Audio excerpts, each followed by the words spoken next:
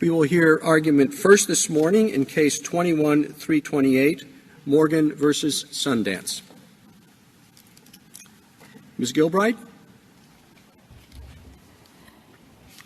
Mr. Chief Justice, and may it please the Court, Section 2 of the Federal Arbitration Act requires that an agreement to arbitrate be enforced unless a generally applicable contract defense renders it unenforceable. But the Eighth Circuit didn't apply a generally applicable contract defense here. It applied an arbitration-specific waiver defense that requires the person asserting waiver to prove prejudice, even though prejudice isn't required to establish waiver of other contractual rights in Iowa. That's what the Eighth Circuit did wrong, and that's why we're here. But there's been a lot of discussion in the briefs about Section 3 and default, so I wanted to quickly explain what the Eighth Circuit should have done instead. First, it should have assessed Robin Morgan's waiver defense under generally applicable Iowa law to determine if there was an enforceable contract on which the procedural provisions of the FAA could operate. If it found waiver under state law, that would have been the end of the inquiry. If it found no waiver, meaning that there was still a live contract for Sundance to enforce, then because Sundance sought a stay under Section 3, the Court would still have had to assess if Sundance's actions were in default in proceeding with the arbitration. So whether Sundance's actions constituted default is a secondary question, not a replacement for the first-order waiver inquiry. And even if we get to default here, nothing in that term connotes prejudice either, for default, like waiver, is a unilateral concept that focuses on the defaulting party's failure to perform an obligation. Sundance intentionally relinquished its contractual arbitration rights by asking a federal judge to dismiss this case and filing an answer that didn't mention arbitration. Those actions should have been sufficient for a finding of waiver, and the same actions placed Sundance in default within the meaning of Section 3. Prejudice has no part to play in either of these inquiries, and the Eighth Circuit was wrong to require it. I welcome the Court's questions. Because Ms. Gilbride, what if the standards for waiver under state law are different with respect to arbitration and other provisions in the contract? Then that would violate the Federal Arbitration Act, right? Well, there are some states that have, as the majority of federal circuits have, that have endorsed an arbitration-specific waiver rule. That's true, Your Honor. And the states that have done that by having a waiver defense that draws its essence from the fact that an agreement to arbitrate is at issue, they are not complying with the equal treatment principle that is at the core of the Federal Arbitration Act that's codified at Section 2. Well, then don't you have to analyze precisely why waiver is being applied in each case to see if it is the same? In other words, it would seem to be a somewhat complicated inquiry if there's occasional exceptions to whether it's waiver because you haven't asked for punitive damages or it's waiver in other situations. Each situation would seem to be unique. Unless, I suppose, that the state had a rule that any slight difference, sort of perfect performance, constitutes a waiver. You know, you're 1 minute late for the argument, everything's waived. It would seem to me it has to be kind of an issue-by-issue inquiry. Yes, Your Honor. Waiver as a matter of common law when you're looking at contractual rights, which is what we're looking at here, is a fact-dependent inquiry. It's assessed on the totality of the circumstances. And what the Eighth Circuit did wrong here, as many other states that have adopted an arbitration-specific test, is that they added the prejudice requirement solely when arbitration agreements are at issue.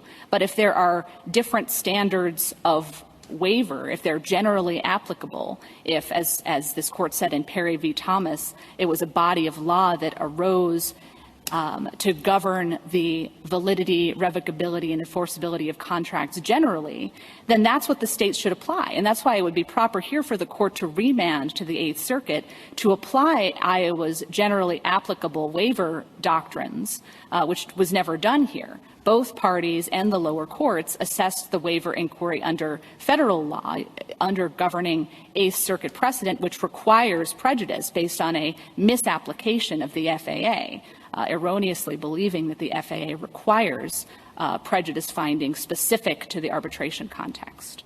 Ms. Gilbride, could I assume for a moment that we should think about this as a Section 3 case? And then if that's the way we think about it, this phrase, in default in proceeding with such arbitration, does that incorporate state contract law principles?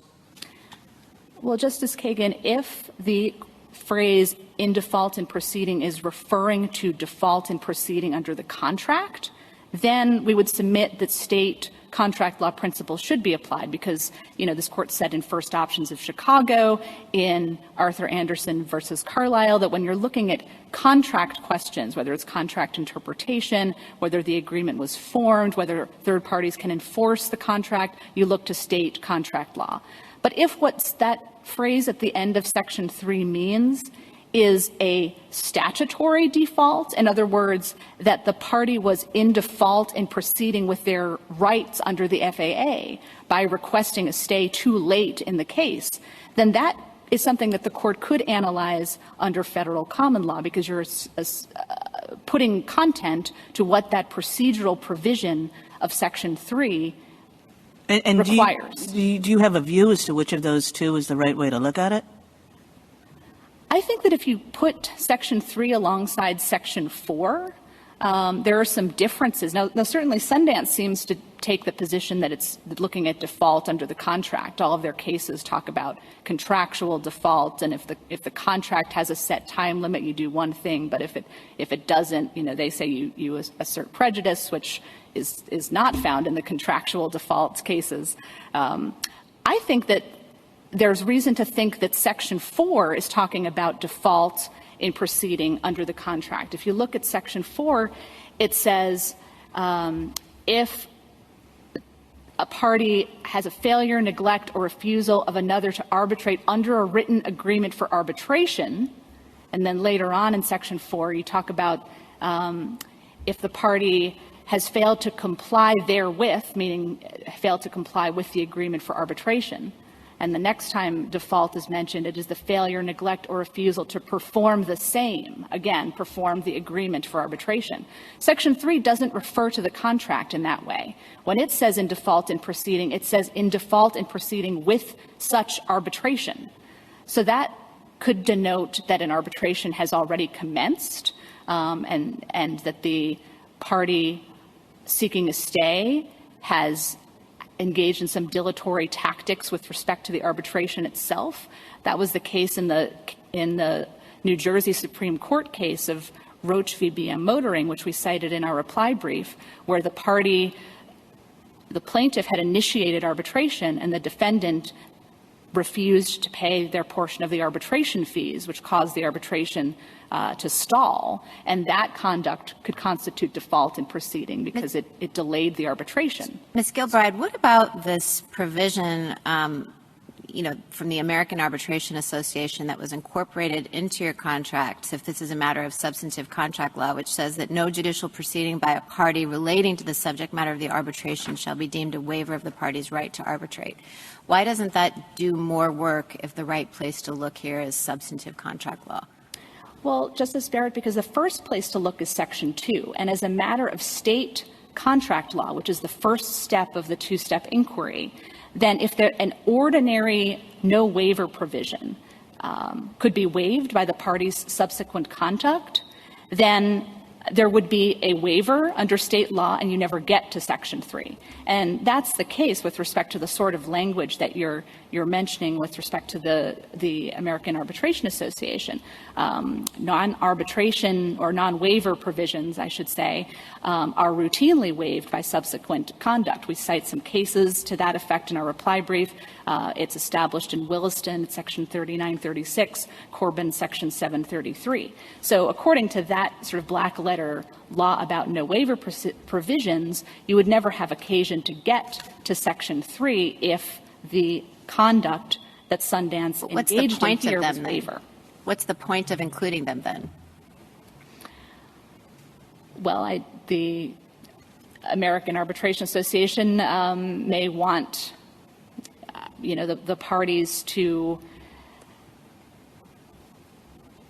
do some of the sorts of things that Sundance talked about in terms of defensive actions at the early stages in court. I can't speak for why the AAA put that language in their contract, but it's been in their standard rules for many years. And many federal courts, including federal courts that subscribe to the erroneous view of the FAA that requires prejudice, have looked at that language and said, we're going to find a waiver notwithstanding this language. So whatever the AAA's reason for including it, it hasn't stopped courts from finding waiver if the parties' conduct rose to the level of an intentional relinquishment of their right to arbitrate. The mistake that those courts have made, even though they didn't rely on that AAA rule language, was that they analyzed the question under federal law exclusively instead of first looking at whether there had been a waiver under generally applicable contract principles of state law. Basically, they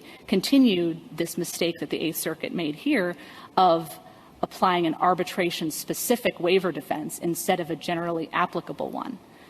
And that's why this court should remand for the Eighth Circuit to apply the correct generally applicable contract test in the first instance. I see the remand point.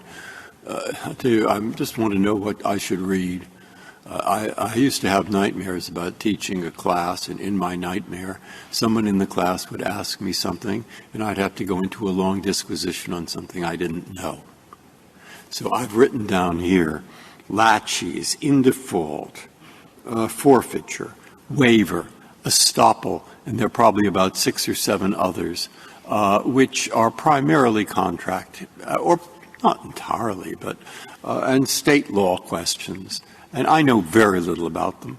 And suddenly this court, writing a treatise on that, could get laws in many, many places really mixed up because judges sometimes put the wrong words, if there are wrong words. And what have you read that will prevent me from getting into this nightmare? That is to say, what of all the things you've read, and it's clear that both of you have read an enormous amount, what would you recommend to me to try to get these different concepts straight in my mind? It's a good question. There are a lot of concepts here, and I think, the reason that we put 2 large block quotes in our opening brief about early 20th century cases distinguishing between waiver and estoppel, one from the Supreme Judicial Court of Maine and one from the Supreme Court of Oklahoma, is that I think those 2 opinions do a very good job of delineating between those concepts, that waiver requires an intentional relinquishment, that's what distinguishes waiver, and estoppel requires prejudice. So often the 2 can be present in the same case, but what distinguishes them, and when, as here, Ms. Morgan argued waiver and she did not argue estoppel, what should distinguish the doctrine is she would need to prove that Sundance did something intentional, that it did actions, committed actions, that would lead to an inference that it did not intend to rely on its arbitration right. But what she would not have to prove is that she was harmed or prejudiced by Sundance's actions. That is the key distinguishing feature between waiver and estoppel. Laches is a doctrine that focuses mostly on the delay of asserting a right, not inconsistent actions by the waiving party. I'm sorry. Your argument now is that this is governed by state law, not by federal law. Is that right? It's governed by both, Justice Alito, because it would first be, the first question is, was there a waiver because Ms. Morgan argued waiver? Now, if she hadn't argued waiver, if that wasn't present in the case, now that, because it has to be argued under state law. If she hadn't, but because Sundance sought a stay under Section 3, then the court has an independent obligation under Section 3 to assess whether the applicant for that stay was in default in proceeding with the arbitration. So that's where you get to the Section 3 question. To Justice Kagan's question, that could be state law too if it's only about rights under the contract, but if it's about rights under the statute, if it's about what does the FAA require for someone to be in default in proceeding, then that would be a federal question. Well, all the courts of appeals, as I understand it, have applied federal common law here. Is that right?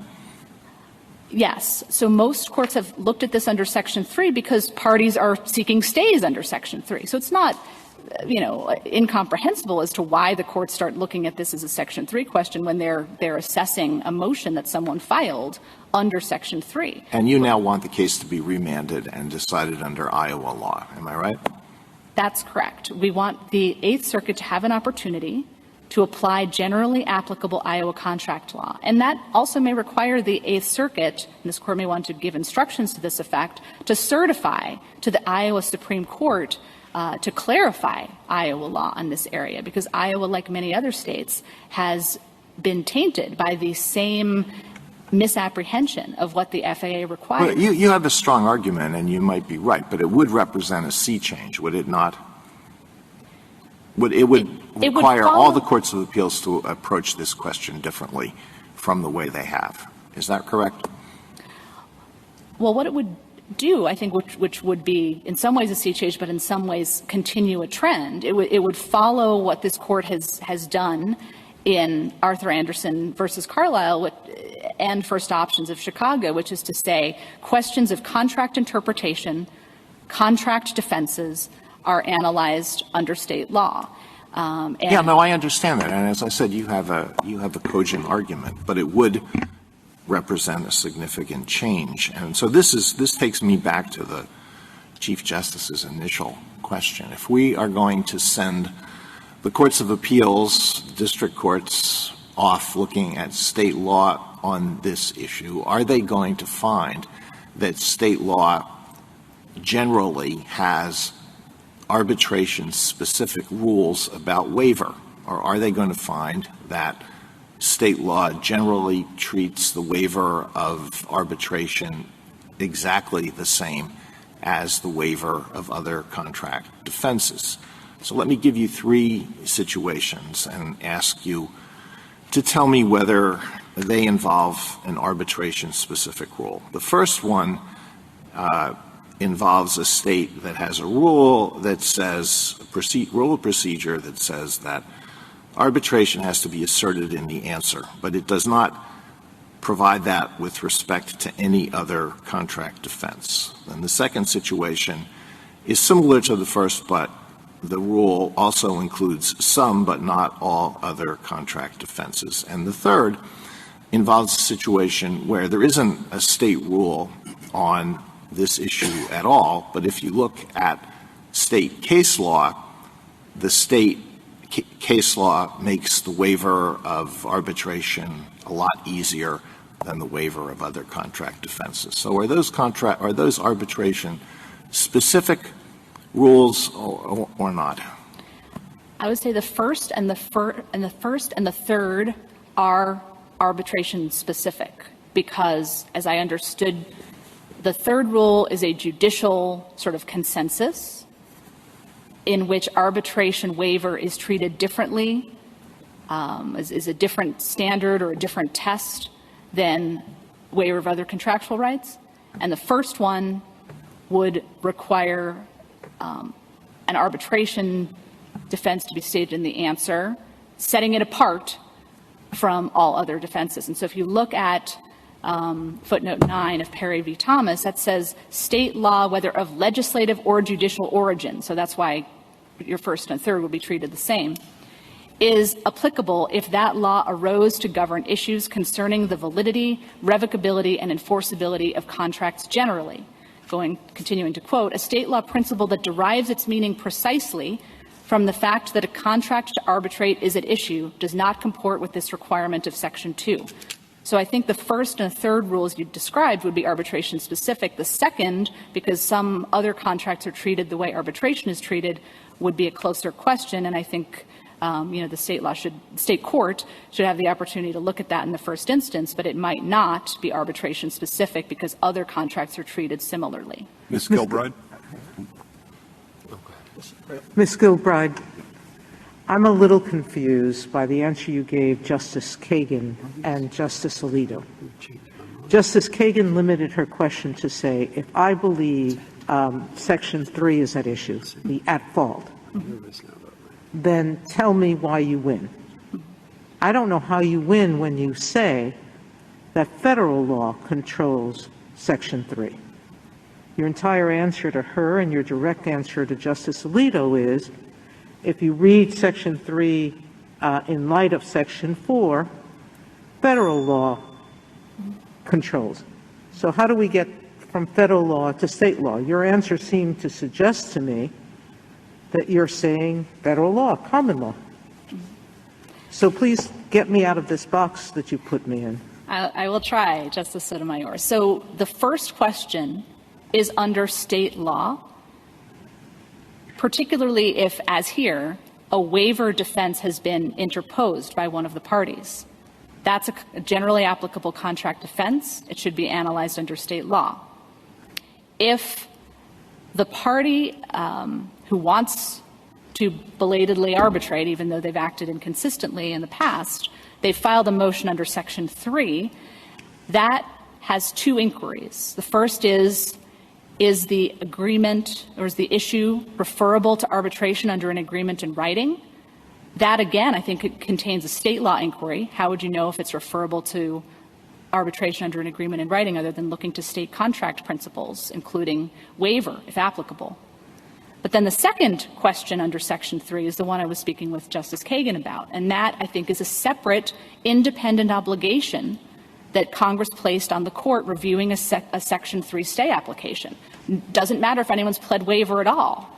Is the applicant for the stay in default in proceeding with the arbitration? And if that is a statutory inquiry, if the type of default Congress was talking about was taking too long, being dilatory in proceeding with arbitration, as inconsistent with the FAA's intent of moving parties, as this court said in Concepcion, to facilitate streamlined procedures, to getting into the arbitration proceeding quickly. Excuse me for interrupting you. Federal law. I'm sorry for interrupting you, but I still don't understand. Are you suggesting there's a default under Section 2? That there's a waiver under Section 2 that we look at first? If there's a waiver, we enforce that? You're shaking your head yes. But even if there's no state waiver, we then look to Section 3 and make up a federal waiver as well? That is exactly correct, Justice Sotomayor. So under Section 3, the prejudice that the lower courts have developed as common law, why doesn't that stand? Because nothing in the text of Section 3 or in the purposes and structure of the FAA connote a prejudice requirement as part of any federal law standard. If this court wants to reach that question, all this court needs to do at the first step is say this should have been decided under state law because there was a waiver defense here. Ms. Morgan argued waiver, but it was analyzed incorrectly by the Eighth Circuit. It was now, analyzed some of my as federal. colleagues seem troubled by the fact that states differ in how they define waiver. I'm troubled by the fact that the circuits define prejudice in different ways.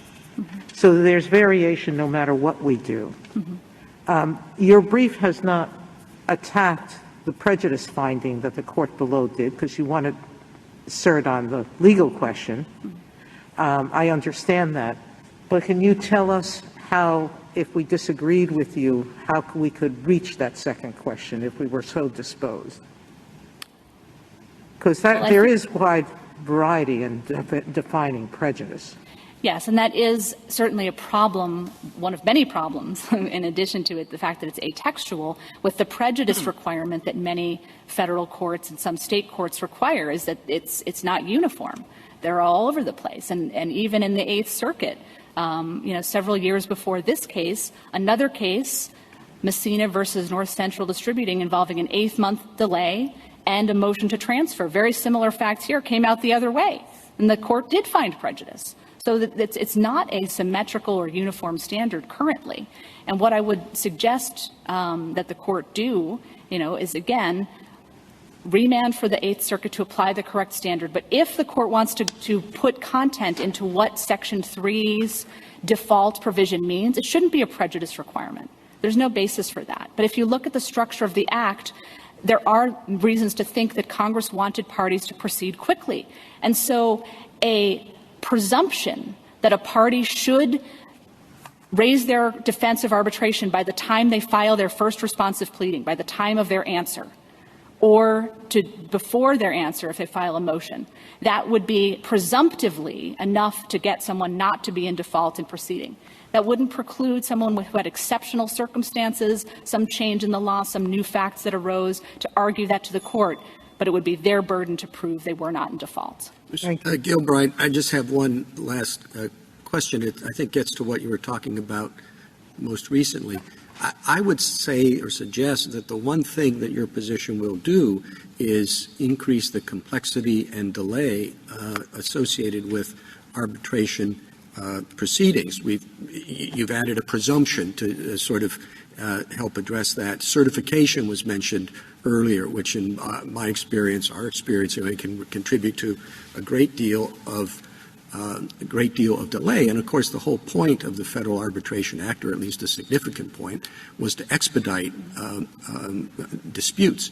Yet it seems to me, creating a whole new battleground before you even get to arbitration about whether or not there's been waiver under state law.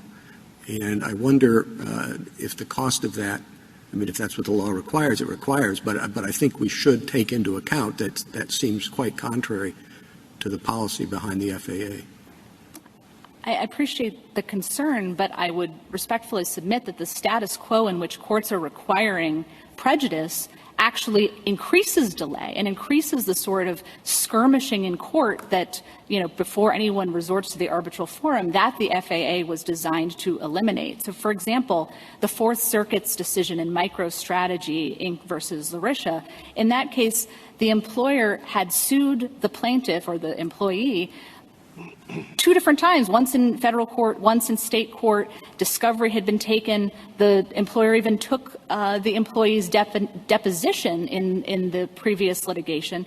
And then when the employee filed a federal lawsuit asserting retaliation for her activities at the EEOC, then the employer invoked the arbitration agreement for the first time after having taken all this discovery, filing over 50 motions in 3 previous lawsuits. And the Fourth Circuit said because she couldn't prove that she was prejudiced, all of that litigation activity was not enough to constitute waiver. So I don't think that the current state of affairs is bringing the quick resolution in arbitration that we agree is the FAA's intent. Justice Breyer? I've just gotten worried now because of the questions the Chief Justice and really Justice Alito asked. And you have a very logical framework. I have no doubt as to its logic, and there's lots to support it. But what's worrying me is this is not an esoteric situation, I don't think. You had an arbitration agreement. So what you decided to do is bring a lawsuit.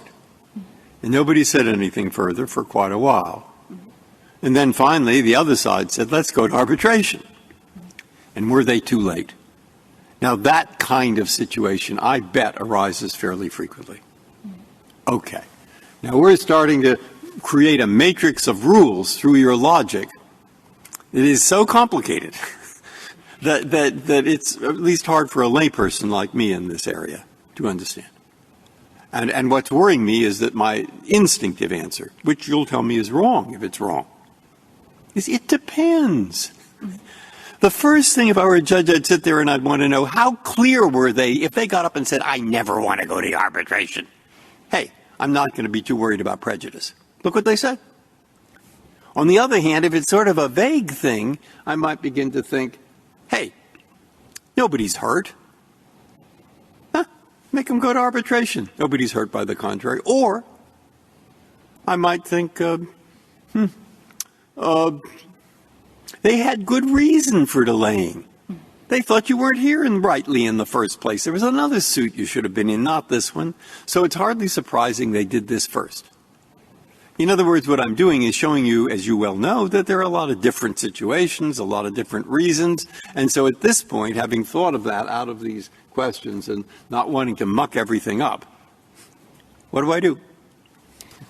What you should do, Justice Breyer, is remand for this to be decided under state law, because courts deal with these questions. They're complicated. I agree with you. It's fact-intensive. I agree with you. But courts deal with fact-intensive, complicated questions all the time. I mean, some of the very things like this court said in first No, we'll option. send it back to the Iowa State courts. Of course, the person who knows about it is the judge in the federal court, because he's seen everything that's going on. So now we send it to a new judge who knows nothing about it. And we use some cases in Iowa that were done in other situations but happen to use the word waiver. That is a possible answer. I'm not saying it isn't. I'm making fun of it, but I'm not right to make fun of it because it is a possible answer.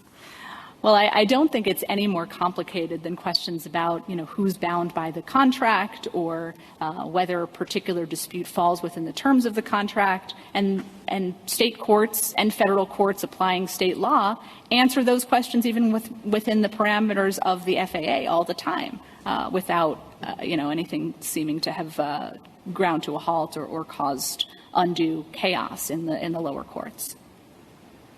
Thank you. Justice Alito, anything further? Justice Sotomayor? Justice Breyer referred to the trial court deciding this issue. Did the trial court in this case find waiver? Yes. It was the the circuit who reversed that finding. That's correct, Your Honor. Thank you. Justice Kagan? Ms. Gilbride, if Iowa law requires a showing of prejudice before finding waiver, you lose. Is that correct?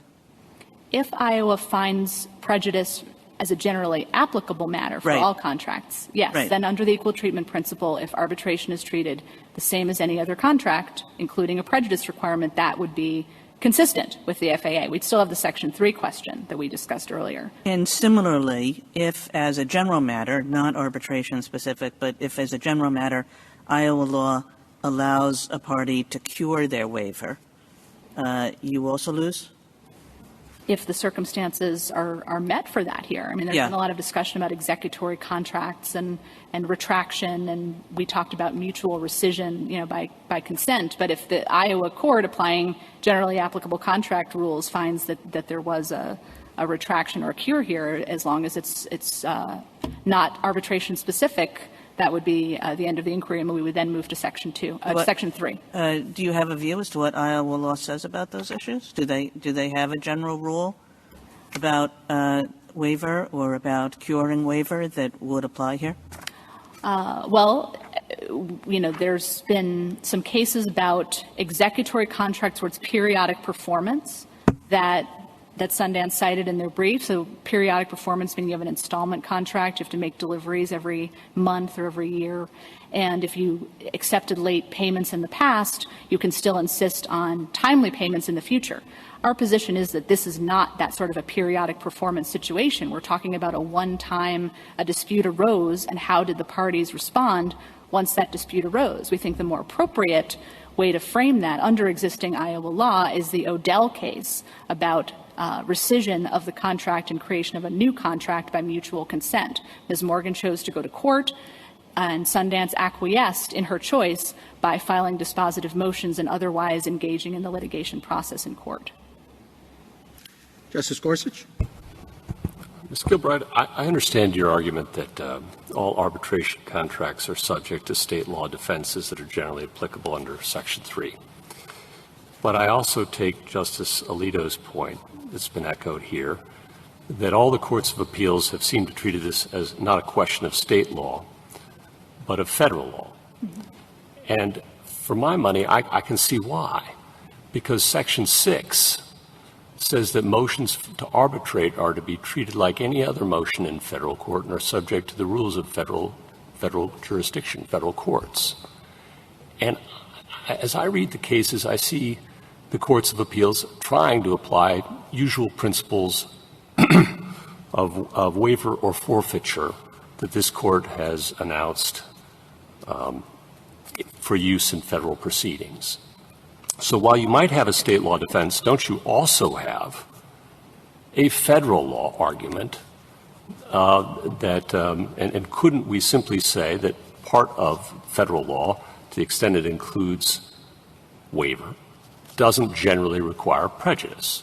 Under this Court's teachings, it's usually just an intentional relinquishment of a known right. And I guess I'm curious why you didn't pursue that argument, or maybe you have and I've misunderstood today's proceedings, which have seemed to have focused on Section 3. Can you help me out? Sure, I can try, Justice Gorsuch. So this Court could take default under Section 3 to be analogous to waiver? No. That's not what I'm suggesting. Okay. What I'm suggesting is, why don't we just put that Section 3 question aside? Yes, you may have state contract defenses, whatever they may be. Mm-hmm. The Lord only knows what Iowa state law defenses are with respect to I don't know. I'm not an expert. But one thing I do know is federal procedural law, mm-hmm. which is governed and it seems to control under Section 6. And it seems to be what the Eighth Circuit was relying on, federal procedural law. It seems to be what all the other federal courts of appeals are relying on, too. And I can say, I think with some degree of certainty, that waiver, whatever else it requires in federal court and our normal procedure with respect to motions, doesn't require proof of prejudice. And to the extent that that was the Eighth Circuit's understanding, to the extent it was relying on Section 6, not saying that's right, to the extent it was talking about federal procedure, which I think it was, we can say that that doesn't exist and reserving all of the Section 3 questions and not having to address them. I understand your question, and I understand your question is about Section 6, but I do want to just quote some language from Arthur Anderson that talks about Section 3, and I think it is responsive. Arthur Anderson said in discussing the interplay between Section 2 and Section 3, Section 3 allows litigants already in federal court to invoke agreements made enforceable by Section 2. Neither Section 2 nor Section 3 purport to alter background principles of state contract law, and then going on later in the opinion, state law is applicable to determine which contracts are binding under Section 2 and enforceable under Section 3. Do you have anything else you want to say about Section 6? Yeah, Section 6 is just talking about the manner in which those procedural provisions, the motions under Section 3, you can't, you don't bring a motion under Section 2 unless you're arguing Section 2 in state court. You're using one of those procedural provisions, what Rent-A-Center called the procedural provisions for carrying out Section 2's substantive mandate. And that's why the substantive mandate is applying state contract law. Now, I'm not saying there isn't a place for looking at the federal rules. That could be a gap filler if you're trying to figure out what default means under Section 3, looking at rules like Rule 12C or 12B3 for venue, for example, could be a gap filler when we're trying to figure out what default means. But I do think you have to start with state contract law because that's the substantive provision. Thank you. Justice Kavanaugh? Ms. Gilbride, your concern is the prejudice requirement, correct? Yes, it's an atextual requirement that is arbitration-specific, and courts are applying it, out of a misguided sense of what the FAA requires. Okay, and then focusing on the FAA, if I want to focus on Section 3 rather than the state law approach, the word default, what is wrong with what the D.C. Circuit did in the Zuckerman-Spader opinion? And what it said was under Section 3 that there should be a presumption of forfeiture if you have not raised arbitration in the first responsive pleading. I think that is a good model for this court to look to. The D.C. Circuit did go on to talk about prejudice later in that opinion, but the notion that there is a presumptive default if the party does not include arbitration by the time of its answer or in a pre-answer filing, I think is consistent with the rule we've proposed here today. Right. And then on prejudice, what I understood the D.C. Circuit to say in that case was that the reason that they said there's a presumption is because usually if you haven't raised it in the first responsive pleading, there will be prejudice to the other side in the form of expenditures on litigation or the discovery process will prejudice the other side to some extent. And that's why, as I read that opinion, they said it has to be raised in the first responsive pleading. And just to the point of simplicity, I'm just wondering why that isn't an approach that is consistent with your objective of limiting, if not eliminating, the prejudice while keeping it very simple in terms of it's all under Section 3 default. Two responses to that, Justice Kavanaugh. First of all, to the extent that the D.C. Circuit is looking at prejudice or sort of in dicta saying that if not asserted by that point, prejudice would likely result, that troubles me less than what most federal courts are doing, which is requiring the party alleging waiver to prove prejudice. And that is not something that should be, that at a minimum, I would want this court to clarify that no one should have to prove prejudice as part of a waiver finding. And my second response would just be that while I agree that as a federal standard pegged to Section 3, that raising it by the time of the first responsive pleading is appropriate, I don't think the D.C. Circuit is correct to step over the Section 2 part of the analysis of looking at this as a contract question. I mean, what happens if someone doesn't file a motion under Section 3, they only file under Section 4, or the case is in state court? Relying exclusively on Section 3 is very under-inclusive to the circumstances in which these waiver issues arise. Thank you. Justice Barrett? Ms. Gilbride, I have a question about the bucket that we put this in. Everybody's talking about waiver, but waiver is used to mean a lot of different things, and it seems to me like this case would be more properly considered an estoppel or latches, that they sat on their right too long or didn't assert the defense soon enough, and prejudice would be part of it under state law if we looked at those other kinds of defenses like estoppel and latches, would it not? Well, there are some states that have merged the doctrines of waiver and estoppel. For example, we cite one in footnote 11 of our opening brief. New Mexico does that. Sundance also cites a Vermont Supreme Court case that does that. So if a state treats waiver and estoppel as merged for generally applicable contract defenses not involving arbitration, then that would be, that's what the state does, and we would apply the same rules to an arbitration agreement. But the problem is that many states have gone two separate ways. They treat waiver and estoppel as distinct in other contractual contexts not involving arbitration, but if it's an arbitration agreement, they merge them together. And that's what violates Section 2 of the FAA. But you would lose if it were estoppel, right? Because doesn't Iowa law require prejudice?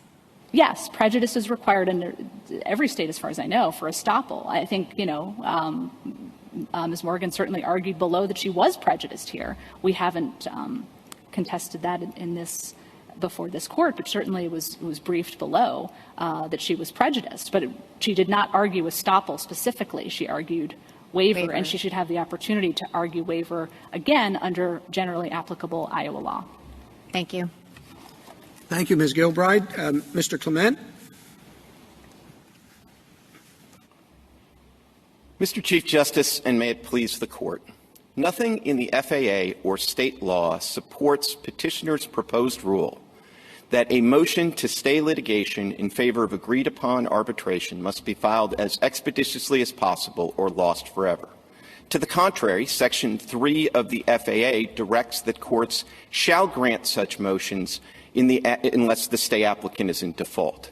Similarly, under all relevant state law doctrines, one has to show prejudice before a contractual right is lost because you litigated or waited too long to assert it. The most straightforward way to affirm the decision below is to apply Section 3 and its stay absent default direction. My client, Sundance, moved for a motion under Section 3, and it is not in violation of any contractual deadline, any court rule, or any other legal obligation. The parties here agreed to arbitrate instead of going to court. That agreement did not put a deadline on a party asserting a right to arbitrate if the other side broke the promise, and it incorporated rules that warn against a finding of waiver because of litigation conduct. In this circumstance, simply not filing a motion as expeditiously as possible without violating a court rule or imposing prejudice on the other side does not result in a default, and under those circumstances, Section 3 directs courts shall grant the motion. under state law, the same result would follow. All state law doctrines require prejudice in these circumstances. Courts are loose in the way that they go about using the term waiver, but the kind of strict, no prejudice form of waiver on which petitioner's whole argument depends is limited to true waiver, the intentional relinquishment of a known right. That's not what is at issue here. And what is at issue is simply not asserting a right soon enough. That is the office of estoppel and laches, which require prejudice. And even in the case of a true waiver, you can retract in the absence of prejudice. I welcome the Court's questions.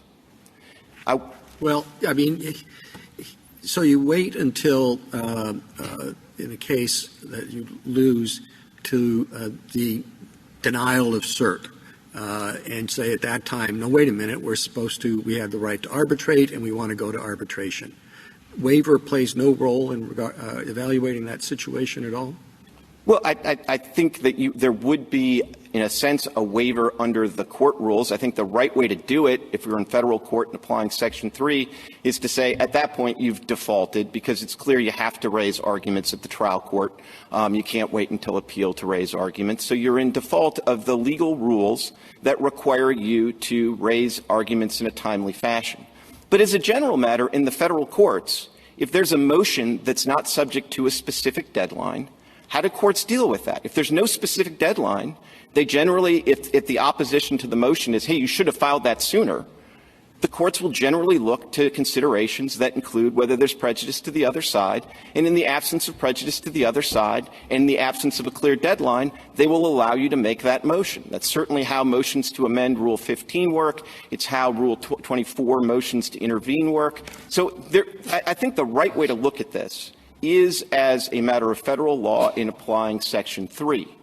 And my friend wants to make all of this an anterior inquiry into state law under Section 2.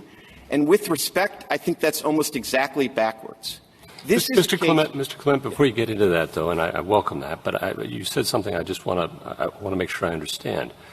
I think you said that in the absence of a specific deadline in the federal rules, courts require some prejudice before denying somebody an opportunity.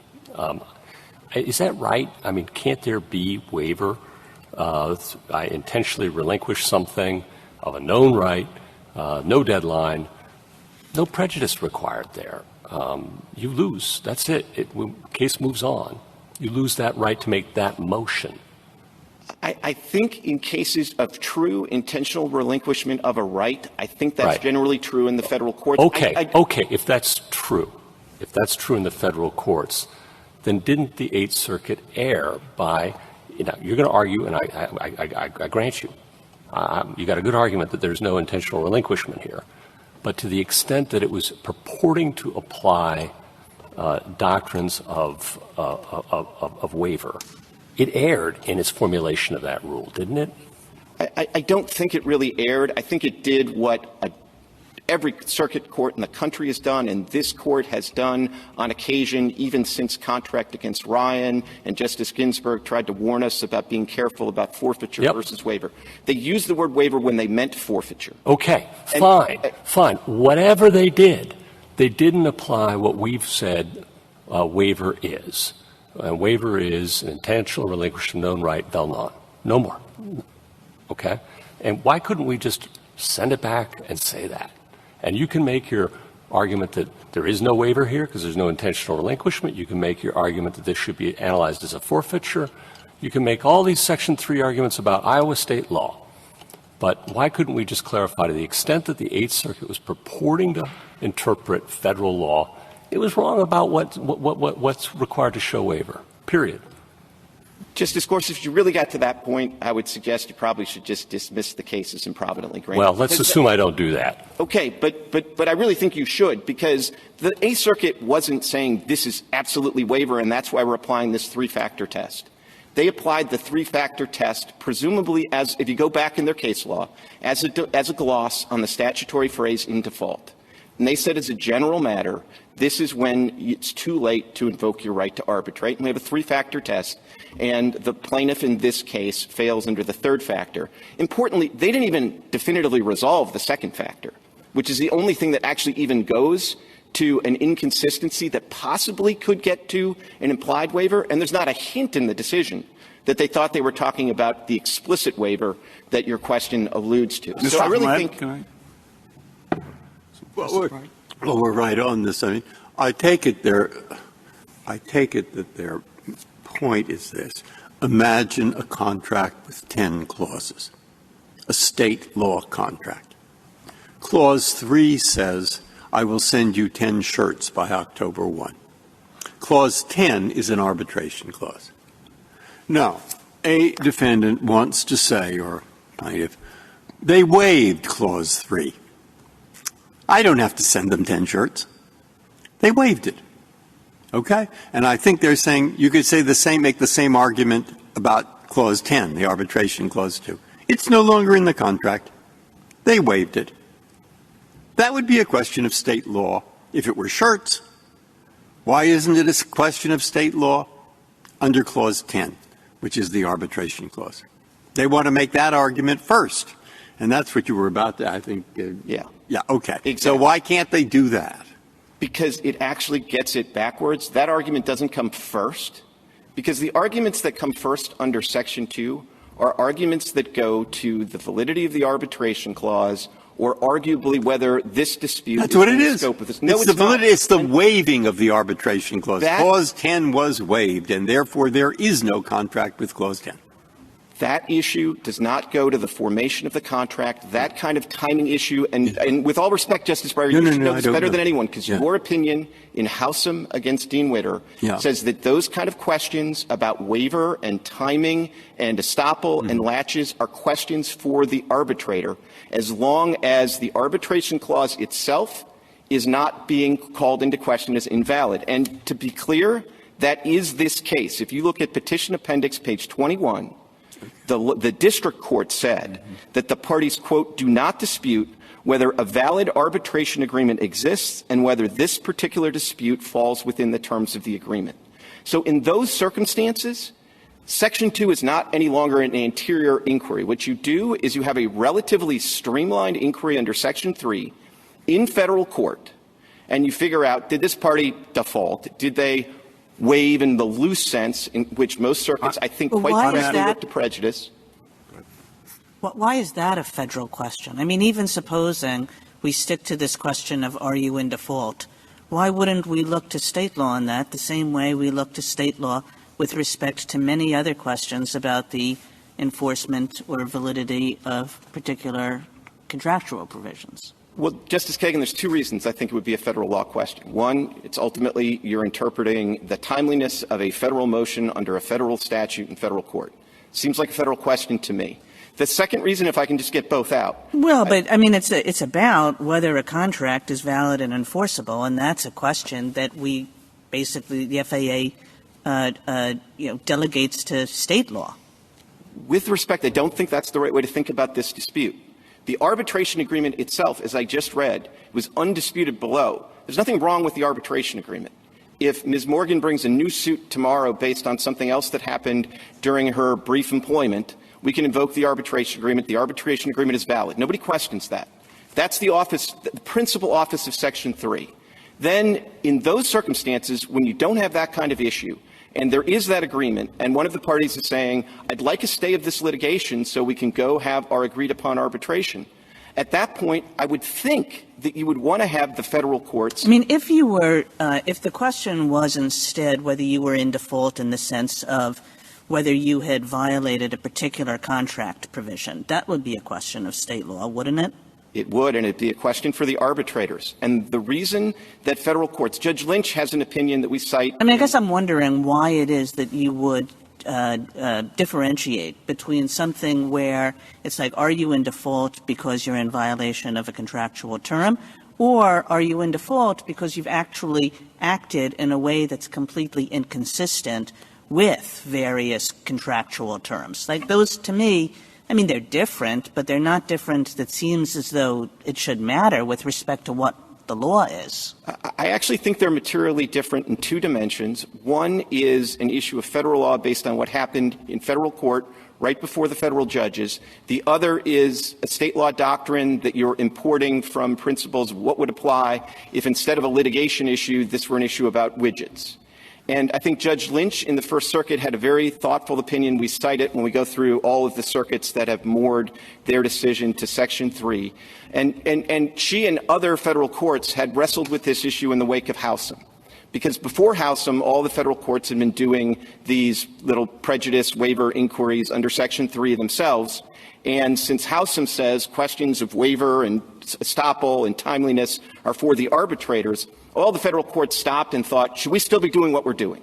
And they all uniformly decided, yes, we should still do what we're doing, because this is a very specific question about whether the litigation conduct that just happened in front of us in federal court is essentially so substantial that we're going to really think a stop the party from invoking their arbitration rights at a later stage in the case. Can I ask? Keep going, sorry. No, but I think they recognize that the only reason they get to make that decision instead of the arbitrators is because it's a federal question under Section 3 based on litigation conduct that took place in front of them. So suppose I agree with you that Section 3 and default is the right place to focus our analysis, but then why not, what's your problem with the D.C. Circuit's approach in the Zuckerman-Spader case, which said, well, there's a presumption of forfeiture if you don't raise it by the first responsive pleading, and I think makes the point that delay alone is not prejudice, but delay is rarely alone. Delay usually entails some cost to the other side in terms of motions practice or discovery. What's wrong with that approach? Well, a couple of things are wrong with that approach, Justice Kavanaugh. First of all, it seems pretty unfair to my clients, since that was, I mean, you know, there's a federal rule that says these are the things you have to raise in your first responsive pleading, and this isn't in it. So I would say if you want to write an opinion in my client's favor and suggest to the Rules Committee that they amend the rules to give clear notice to parties, then I could live with that. But what about the reasoning by analogy? And I think I know what your answer is going to be this, but we're trying to interpret under your construct what the term default means in a federal statute. And by analogy, like venue objections, for example, need to be raised by the first responsive pleading. And even, I guess, and even if you say prejudice is required, I think the insight of the D.C. Circuit's approach was there usually is prejudice if it's not raised in the first responsive pleading because of the cost of participating in motions practice or discovery. Well, so there's a lot there, but yeah, there's a lot there. So let me try to take it. First of all, the line most courts have drawn is not whether it's in the responsive pleading, but the line they've drawn is whether there's been substantial discovery. That isn't the case here. I think that's a better line if you're going to draw a presumptive line, and I think that's true not just because it favors my client, but because that's the point at which you are imposing costs on the other side that very well might not have been incurred in arbitration, where one of the characteristics is you don't have the same kind of extensive discovery. Wouldn't motions practice also be expensive? I don't think it's as expensive, and at the point of motions practice, this is where the other side has to share some of the responsibility here. And I think it's particularly evident in this case, where they didn't just file a lawsuit. They filed a lawsuit asking for a nationwide collective action. Now, if they had filed a bilateral claim under the FLSA, I don't have a time machine and I wasn't involved in the litigation, but I bet if they had filed a in-court complaint bilaterally under the FLSA, my client would have invoked the arbitration clause immediately. But they asked for a nationwide collective action when there was already another putative nationwide collective action out there. Even if that one was limited to Michigan, this complaint purported to be a nationwide collective action that covered everybody in Michigan. Well, couldn't all that be resolved on remand? In other words, we set forth a standard of Section 3, and you can figure out exactly what happened in this case on remand. You don't. That does seem kind of tough on my client, given the way I would read in default is that you defaulted on some legal obligation based on the rules as they exist. But, Mr. Clement, let me just interrupt there for 1 second, because Section 4 defines default as failure, neglect, or refusal of another to arbitrate. So you're talking about default in response to Justice Kavanaugh as a breach. But why wouldn't we look to that language, which doesn't require prejudice? Well, I think it does actually would require prejudice. I think you could have the same inquiry under that. I mean, I think that you would still have to, you'd still have some concept of material failure or neglect seems to me to have kind of a prejudice inquiry built in. But even if you go back and look at the definition of those terms, which I did, like neglect is, in a legal context, is neglect of a legal duty. And I just think the question here is, what's the legal duty that my client violated or is in breach of? Mr. Clement. I'm sorry? It seems a bit made up, this definition of default that you have. I mean, you say that there are certain things that count as default, missing an explicit deadline, but, you know, where are we getting this from? We're not getting it from Section 4. We're not getting it from any other part of the FAA. Where does this federal common law rule come from as to what counts as default? I mean, Justice Kagan, look, I'll take the characterization that it's federal common law, but I think it's federal common law when you're just making it up. I mean, I think this is just but it seems a little bit just making it up, because you're drawing a line, and what you're putting some things on one side of the line, and then you're saying, well, you don't default if you act inconsistently with your contractual rights. Well, I don't know. Maybe, I bet there are a bunch of states that say you do default when you act inconsistently with your contractual rights, regardless whether you've missed an explicit deadline. I mean, it just seems as though default is a kind of complicated concept, and you have one definition, and why should we accept it? Where is it coming from? It's a gloss on the statutory phrase in default, and I think everybody agrees default means you violated a legal obligation. And could you do this? I mean, suppose this came to us out of the rules instead of FAA. Yeah. I mean, I would be tempted, perhaps wrongly, but tempted to say the following. They waited a long time. Okay? Now, that might be too late for them now to ask. Whether it is one, a question of whether they clearly stated we waive it or we don't want it or the equivalent. But if they haven't said that, then you try to look to see how much prejudice are there or other relevant circumstances. This is primarily a matter for the trial judge to decide. That's the one who should decide it. And if our standard, which I just said, is too vague, the Rules Committee can fix it up. But if I tried that in this case, there is no Rules Committee to fix it up. So what do I do? Well, I think the way, I mean, I don't really have much of a disagreement with what you just said, other than I think it's a mistake to try to be too deferential to the trial court in this context. Yeah, but the other mistake is we create all kinds of rigid rules that apply well in some cases and terribly in another. I don't think there's been a problem. The vast majority of the circuits have done something relatively similar to what you're saying. They basically say, look, have you done something, did you know about the arbitration agreement? Step one. Step two, did you do something inconsistent with it? Now, that's where your consideration of, if you said, I don't ever want to arbitrate, I hate that stuff. Okay, that's really inconsistent. If here, as in here, all you did is you waited a while and you filed a couple of motions, that's either not inconsistent, that A Circuit didn't even resolve that issue here. But that's either not inconsistent or it's certainly not inconsistent in the way that you were talking about. And then the third factor is the other side, materially prejudiced. And that all, to me, makes sense. It's been workable. The reason I don't think you want to be too deferential to the lower court is the one benefit of making this a federal question is that through appellate review and maybe some case down the road where there's a circuit split as to the meaning of prejudice, this court could provide some guidance to make sure that the system is working. Mr. Clement, the problem I have with your answer for Justice Breyer is that the essence of the agreement here is to not be in litigation. Now, you can argue the petitioner, by filing a claim in court, she herself has waived it. So the fact that I waive it just evens out. I understand that argument. But the question becomes, did you know that you had the right to arbitration? And here you knew. Nevertheless, you didn't move for arbitration in the answer as a defense. You made a motion to transfer the case. When that motion was denied, you indicated a willingness to continue in litigation and went into settlement talks, and actually there were materials produced. By its nature, there was a delay in the speedy adjudication of the case because you didn't move to begin with to go to arbitration. So that's delay, something that was negotiated for. And the cost is the cost that Justice Kavanaugh said, an unnecessary motion, an unnecessary type of settlement agreement.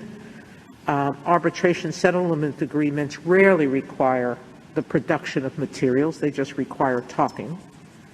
So having said all of that to you, the reason you waited was because you wanted to see how the court, by your own admission, you wanted to wait to see if the court was going to approve of class actions in arbitration.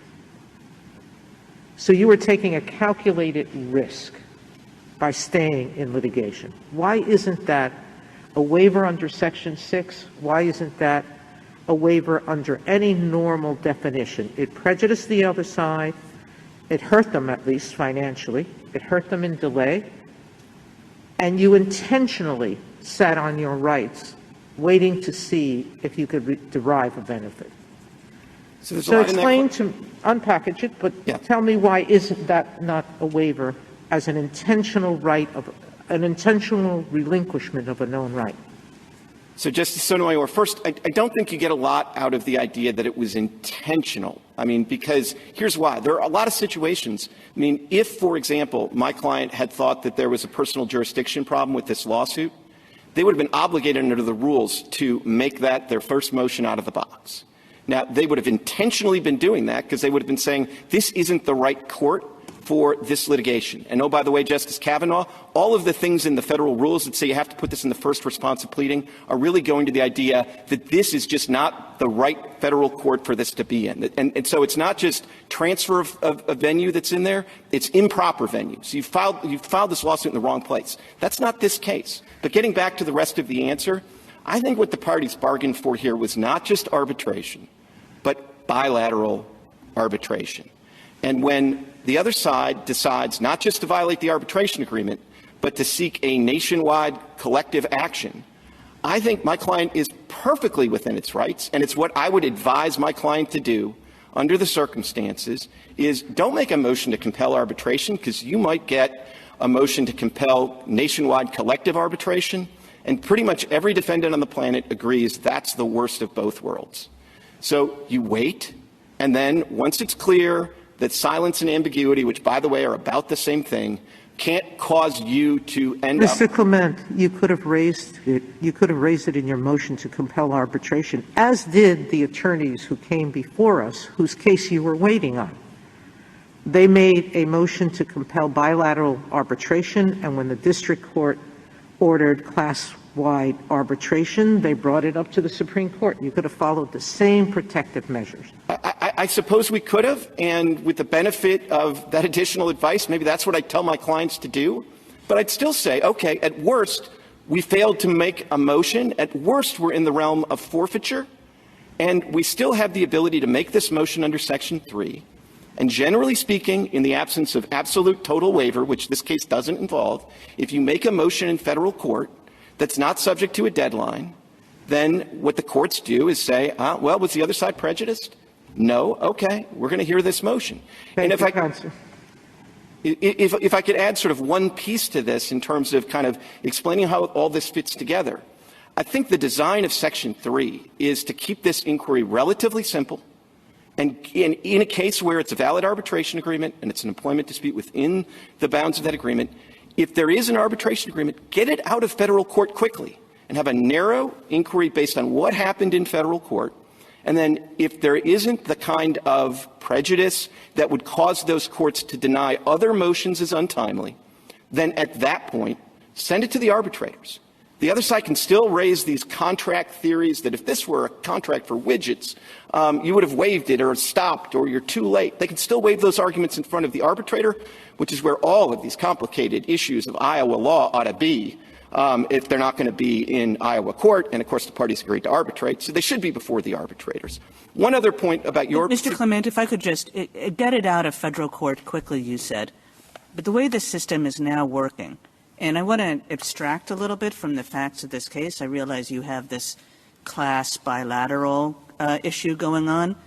But put that aside, irrespective of that. What's happening here is that courts are saying you need to have prejudice in order to waive, and then they're saying there's no prejudice simply from motions practice. You know, you have to get into discovery to have prejudice.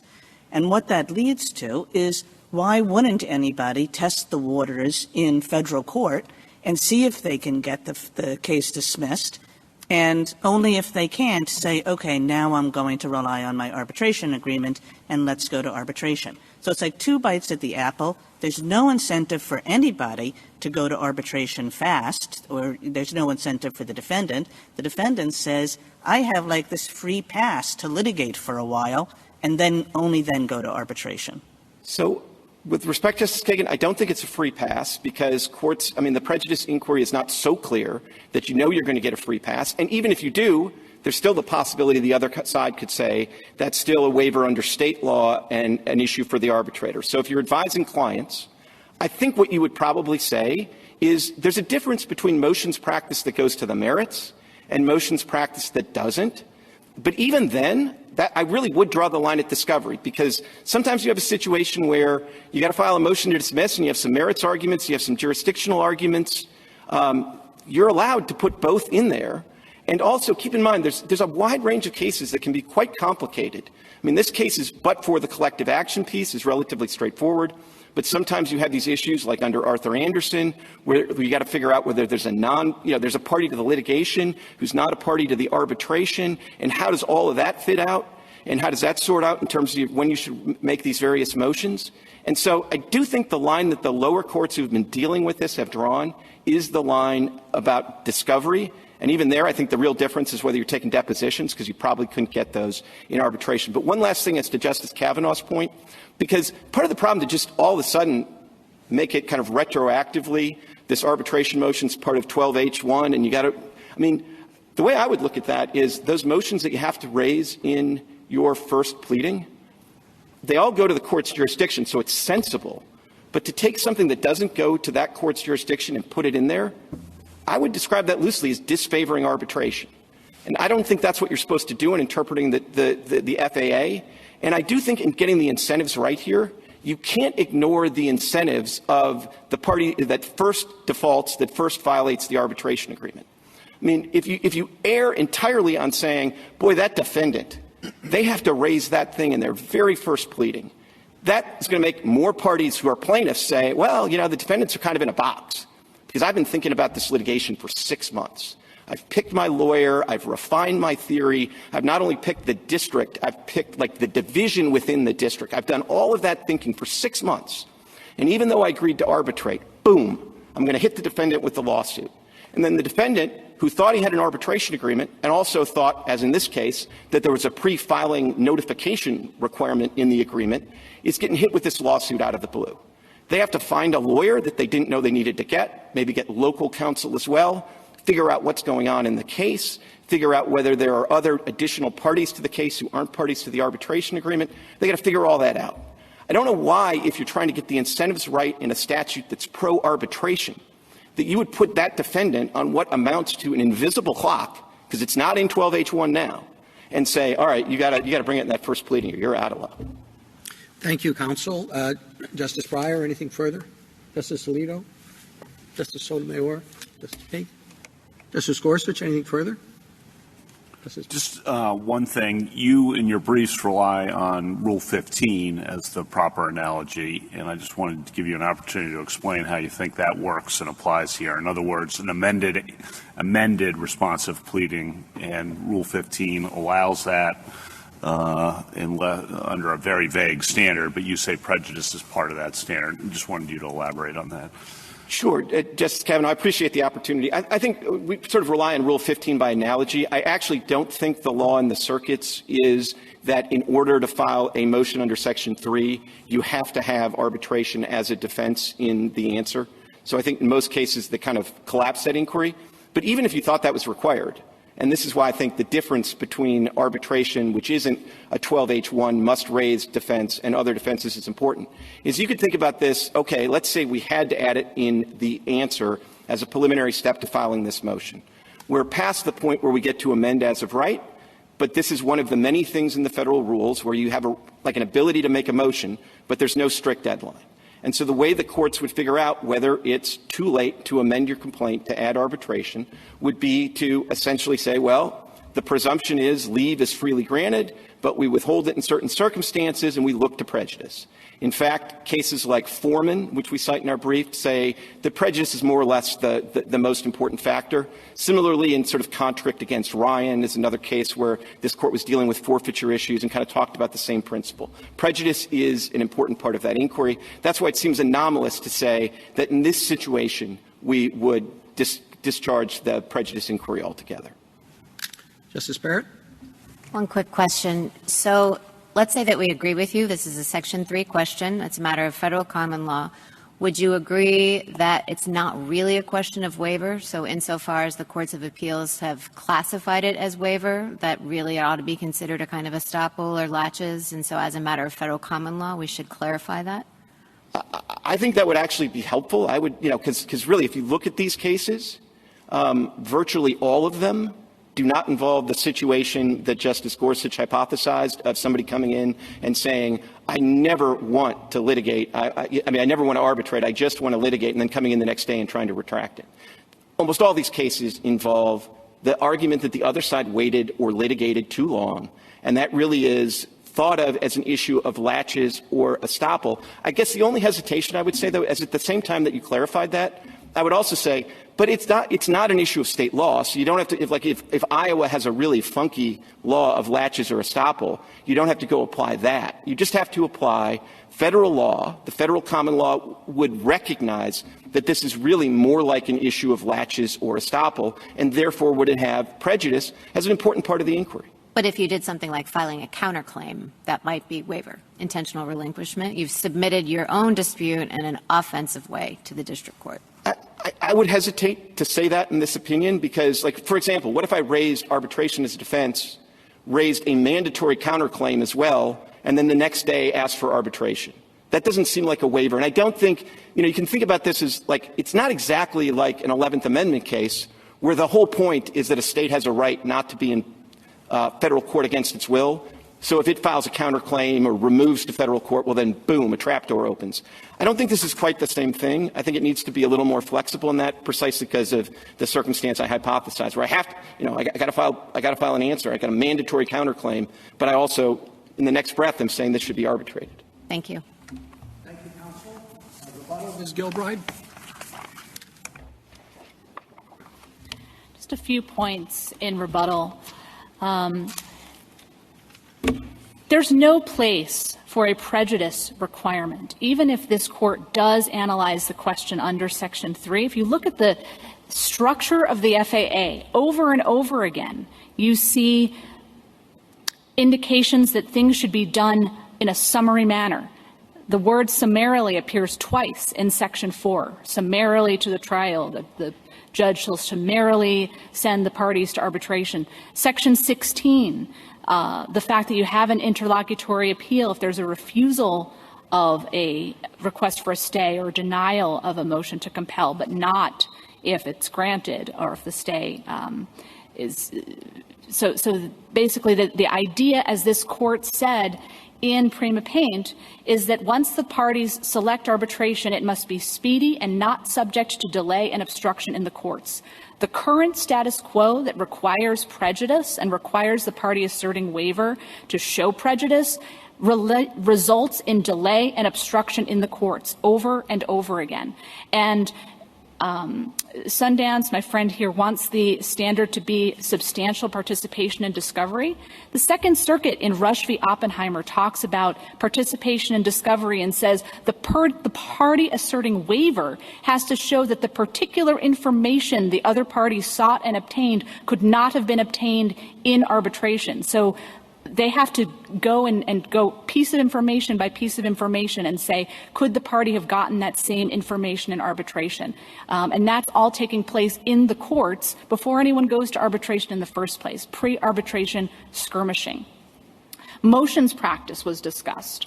Another case applying the prejudice standard is the Third Circuit in Wood v. Prudential Insurance Company, cited in the state's amicus brief. Talks about a motion to dismiss was filed, the case was partially dismissed, and the party asserted waiver. The district court said, well, we don't know that the arbitrator wouldn't have decided that motion to dismiss differently, so you can't prove that you were prejudiced by the court deciding it in the first instance. So therefore, license for parties to seek two bites at the apple, exactly the problem that Justice Kagan, you were describing. So you asked Justice Kagan, where does this prejudice inquiry come from? Because it's not anywhere in the text.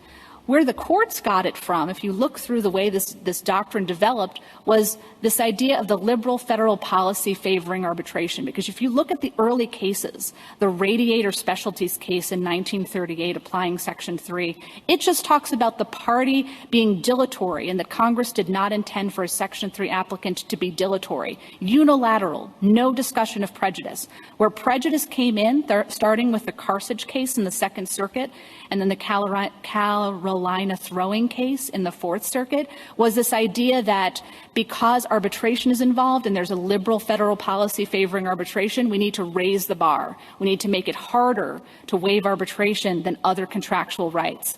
But this court has repeatedly said in Hall Street Associates versus Mattel and in Granite Rock versus International Brotherhood of Teamsters, that the liberal federal policy favoring arbitration is just another way of codifying Section 2's equal treatment principle, that because Congress was reacting to a situation where courts were hostile to arbitration, treating arbitration clauses like any other contracts meant removing that hostility. And that was the pro-arbitration policy codified in the statute. And so that brings us back to Section 2 where we started, that as this court has clarified, contract defenses need to be generally applicable. This is not a generally applicable contract defense that the courts are applying. And that violates the centerpiece of the FAA, which this court has found in Section 2 dating back to Shirk versus Alberto Company in 1974 and reiterated in the GE Energy Power case in 2020. That is codified in Section 2, and it's not just about preemption. It's not just about the saving clause. It is the centerpiece of the FAA, that contracts to arbitrate will be treated like any other contract, and as this court said in Prima Paint, are that Congress's intent in enacting the FAA in 1925 was to make arbitration agreements as enforceable as other contracts, but not more so. The Eighth Circuit applied an arbitration-specific waiver doctrine at odds with generally applicable Iowa contract law, and that necessitates remand for the proper inquiry, which, whether it's under state law, federal law, or both, should not involve a prejudice requirement. Thank you, counsel. The case is submitted.